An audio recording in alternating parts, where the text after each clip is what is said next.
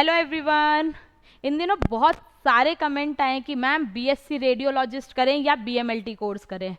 देखो, ये जो चॉइस है ये मेरी चॉइस नहीं हो सकती, ये चॉइस आपकी है। आपको देखना है कि आपने जो कोर्स लिया है इसमें 12th में जो कोर्स है आपके पास वो क्या रहा है, ठीक है। आपका इंटरेस्ट किस चीज़ में है, आप जिस भी सिटी में रहते हैं वहाँ पे किस चीज़ की डिमांड ज़्यादा है। हालांकि मेडिकल फील्ड में हर जगह बहुत ज़्यादा डिमांड रहती है, तो ये सारी चीज़ें चॉइस आपकी होनी चाहिए। आपके इंटरेस्ट के हिसाब से ही आप कोर्स सेलेक्ट कर सकते हैं।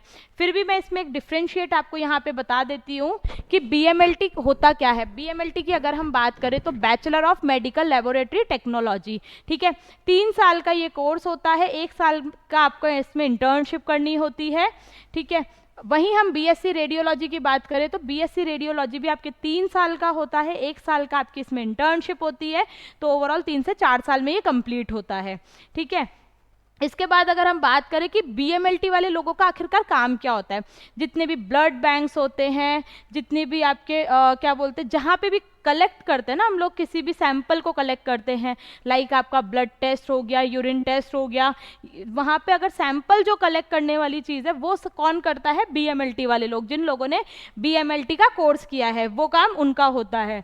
वही अगर हम बीएससी रेडियोलॉजी की बात करें तो एक्सरा हो गया, एमआरआई हो गया, सीटी स्कैन हो गया, ये सारा कौन लोग करते हैं, जो बीएससी रेडियोलॉजी वाले जिन्होंने कोर्स किया है वो लोग ये सारी चीज़ें करते हैं, ठीक है। अल्ट्रासाउंड हो गया, ये सारे काम जिनके होते हैं वो होते हैं जो बीएससी रेडियोलॉजी कर लेते हैं। लाइक आपकी कोई जैसे हाथ फ्रैक्चर हो गया या किसी के सिर में प्रॉब्लम है, तो वो सारी चीज़ें, जैसे एक्सरे करा, एक्सरे करने के बाद पता चलता है कि उसकी रिपोर्ट पूरी तैयार होती है कि क्या यहाँ पे हाथ फ्रैक्चर है या इसके सिर में कोई प्रॉब्लम है, तो जो उसकी रिपोर्ट तैयार होती है वो लोग कौन करते हैं, बीएससी रेडियोलॉजिस्ट, ठीक है। इसके बाद जॉब्स की अगर हम बात करें तो जॉब्स इसमें बीएमएलटी में जो जॉब्स मिलती है वो आपको हॉस्पिटल्स में मिल सकती है, डायग्नोस्टिक लैब्स में मिल सकती है, रिसर्च सेंटर्स में मिल सकती है। इन जगहों पे जाके आप जॉब कर सकते हो।